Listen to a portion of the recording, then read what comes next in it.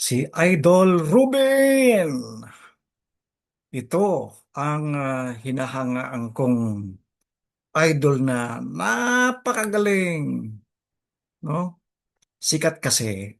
Kaya, ano, akalain mo ang sabi niya rito ang tungkulin ng prosecution, piskal, ay hindi para manalo, kundi para sa katotohanan. Yan niya?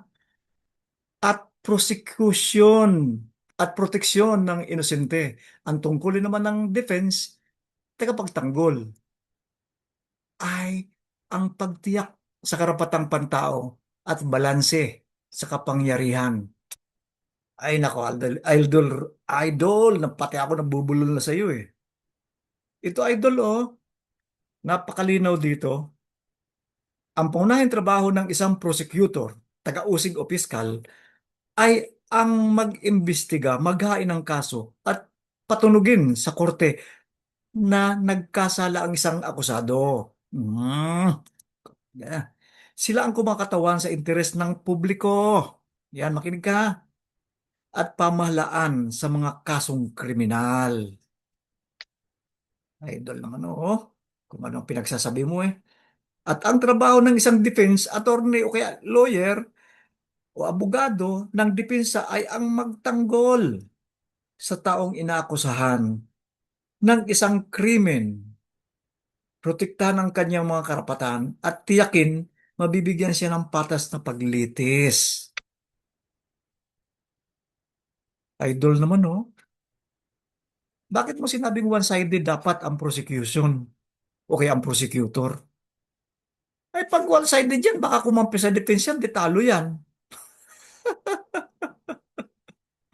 Ikaw talaga kung ano nung pinagsasabi mo Hindi ka naman siguro nakakatikim kung ano, di ba? Kasi, ewan ko ba, kayabangan ba yun o dala ng kasikatan mo na akala mo lagi kang tama? Oh, sabi ni Atty. Ligutan, trabaho ng prosecution to. Trabaho ng prosecution to be one-sided. Siyempre naman, that is to prosecute. Trabaho naman ng depensa to be one-sided. That is to defend their client. Pero yung mga judges, sila dapat ang neutral. Hindi sila dapat one-sided. Ikaw, Idol Robin, haltang halata ka naman Yung katotohanan lang dapat. No? Kasi judge ka Sa bagay, naniniwala ko sa'yo kasi UP graduate ka, di ba? Sabi mo nga, pinagmalaki mo pa University of Prison. Yan siguro ang natutunan mo diyan sa sa UP na binabanggit mo. Actually, parehas naman tayong hindi abogado. Pero ba't ganyan ang pag-iisip mo? Judge ka pa naman. Dapat neutral ka. Huwag kang kikiling. Wala akong pinapanigan dito. Lahat. Sa lahat naman ito No, applicable sa lahat ng isang judge. Sa tingin ko naman ay huwag kumiling. Kasi kayo ang maghuhusga Ay kung parehas mo lahat na judges. Ano mangyari? Kamuti ka talaga Ewan ko sa'yo, idol. Ba't, ba't lahat, parang ayaw mong kahit hindi mo alam, akala mo tama ka, dakdak ka ng dakdak. Napapaya ka O talagang wala ka ng hiya. Kasi hindi na normal sa tao yung hindi nakikinig sa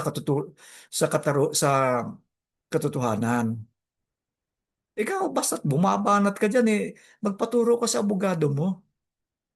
Para naman, o kaya mag-research ka. Sabi mo nga, Google Google. Ay, naku, idol. Nagpapatawa ka talaga. Alam nyo, maraming natatawa dito. Hindi nagagalit sa iyo, idol. Bagkus natatawa sa iyo kasi, ewan ko, baka isipin nila tanga ka o bubo ka. Pero sa tingin ko, hindi ka naman tanga o bubo Graduate ka nga sa UP Di ba?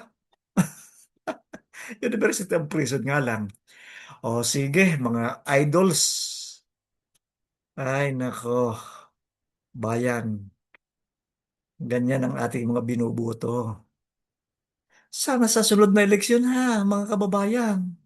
Gigisingin ko uli kayo. Pumili naman tayo ng may ganito.